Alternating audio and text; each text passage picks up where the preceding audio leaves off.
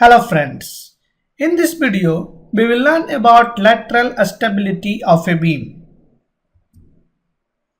So lateral stability is an important concern for civil engineering structures.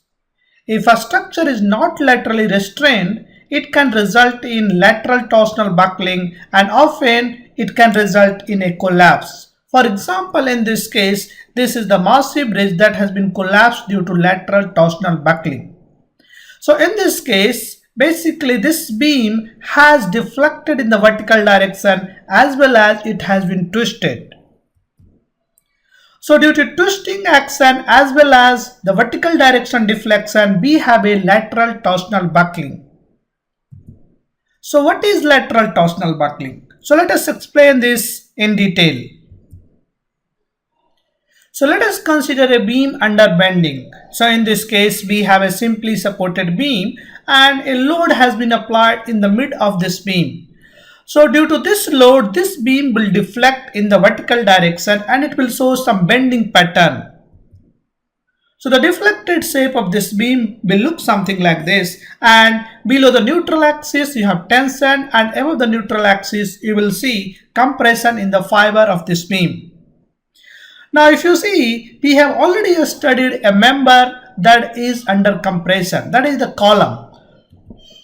So if you remember, if I apply a load on the column, this column has a tendency to buckle. So something like that we can also see in this kind of situation. So let's discuss in detail. So if you see the top flange, that is in the compression. So if we are applying a force in the top flange, this also has a tendency to buckle. So this is very similar to the column, because column under compression can buckle. Similarly, a flange under compression can buckle. So flange wants to buckle in whatever the direction it is. We will see what direction it will be. But the top flange under compression wants to buckle. So you see, in this case you have a top flange. This is a cross section of this beam. This is the I section. The top flange is under compression and the bottom flange is under tension. So you see, in this case this beam has two moment of inertia. One is in the vertical direction, that is I by, and another is about horizontal direction, that is IZ.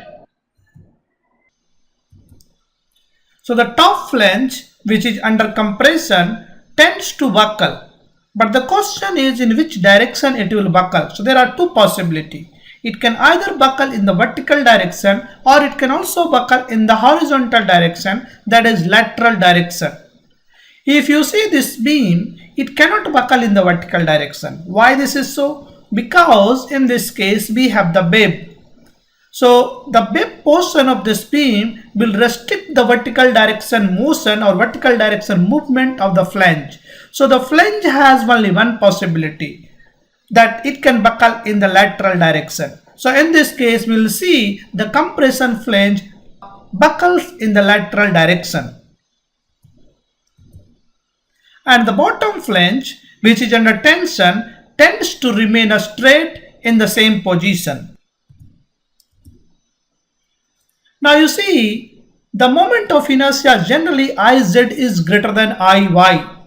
So if you decrease Iy, the tendency of lateral torsional buckling will increase. In other words, as the ratio Iz by Iy increases, the buckling tendency increases. And this buckling happens about the y-axis. So you see, in this case, this beam will twist about the y-axis.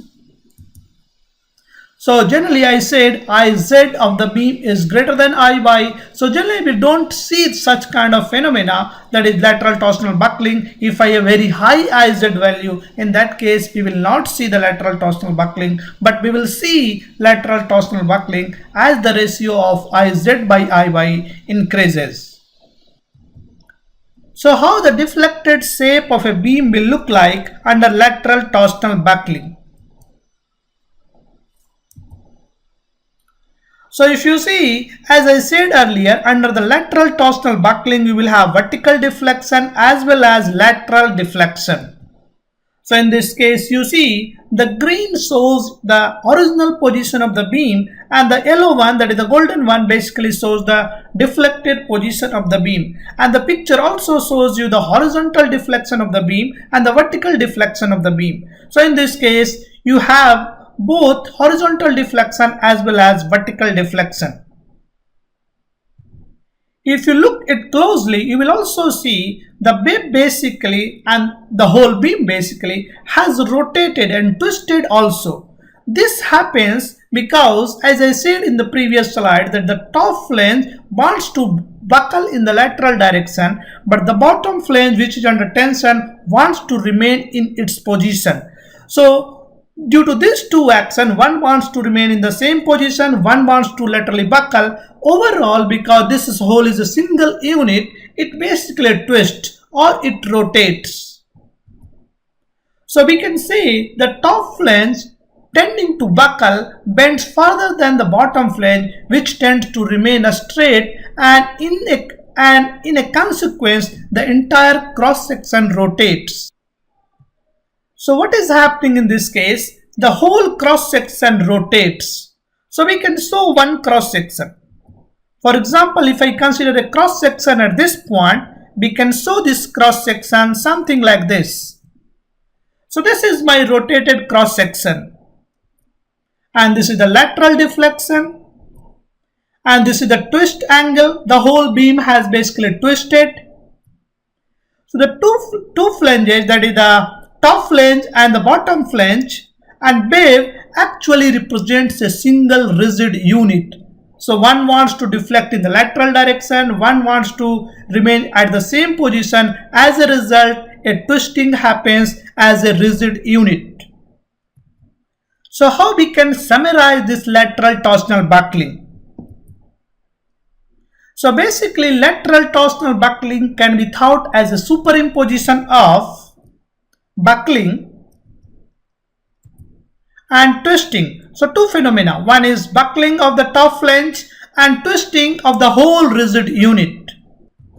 So if you are applying a load to simply supported beam, that, as I showed earlier, you can have any other kind of boundary condition also. So up to certain point of time, this beam will simply bend. So if you are increasing the load on the beam, it will simply bend. That is the vertical direction bending. But after a certain point of time, your load will increase and subsequently your moment will also increase, and you will see the lateral torsional buckling behavior of the beam. And we will say that beam has failed in lateral torsional buckling. So the bending moment at which a beam fails by lateral buckling when subjected to uniform moment is called elastic critical moment. Now you see, in this case we are saying uniform moment, one important point in this definition. So the corresponding moment at which lateral torsional buckling starts is called critical elastic moment and often written as M sub CR. So there are two possibilities you can have. You can have a moment that is applied to this beam is less than critical moment. In that case, you will have simply bending behavior of the beam. The second situation you can have, in that case, the critical moment, basically the moment applied is greater than the critical moment. In that case, what you will see?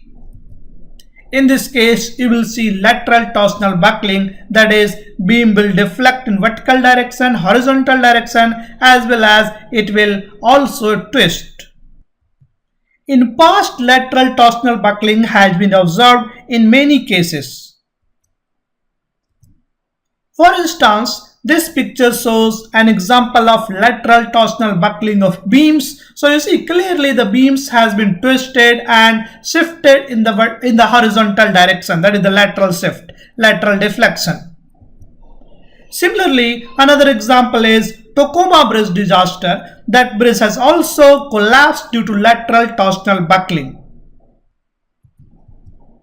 So this is Tacoma Narrow Bridge collapse.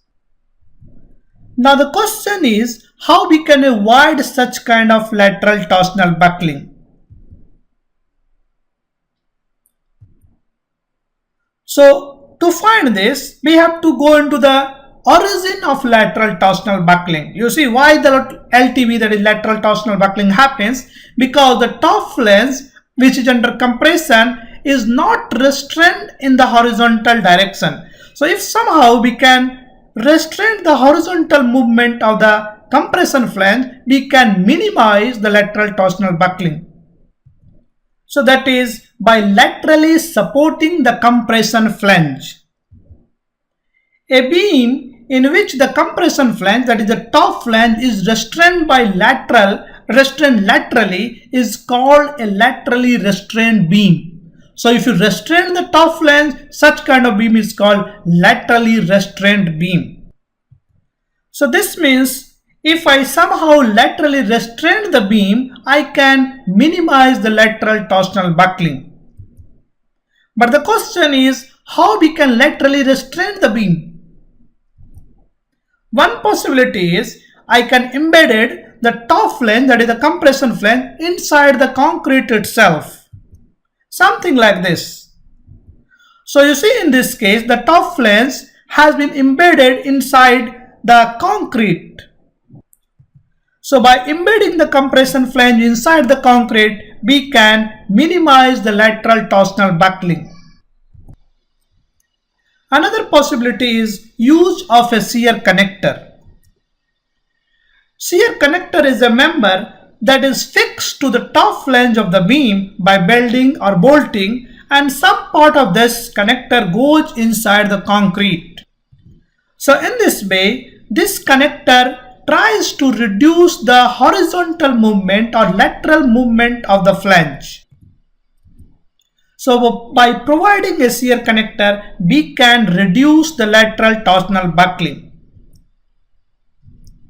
Another possibility is we can use cross frame. Something like this. In this case, you see the cross frame. This again basically tries to make these two units as a whole as a single rigid unit, and lateral torsional buckling decreases in such cases. We can also use a diaphragm to reduce lateral torsional buckling.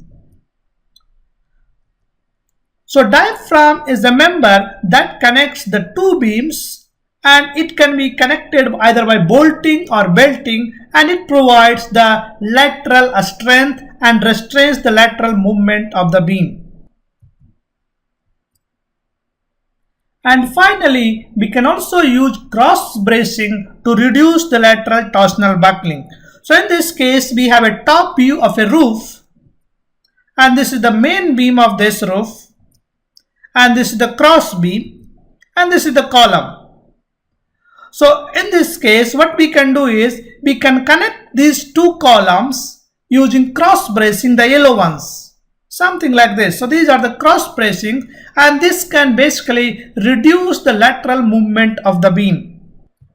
So we have seen different approaches by which we can reduce the lateral torsional buckling of a beam.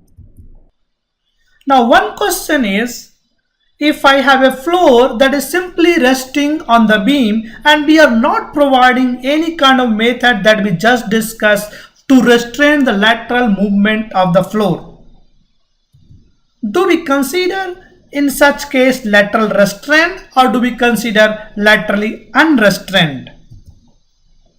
So the question is, what about when the deck of the floor slab merely rests upon the beam?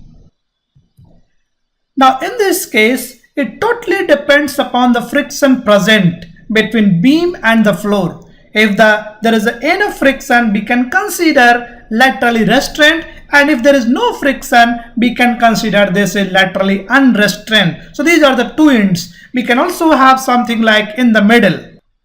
So the final judgment depends upon the engineer.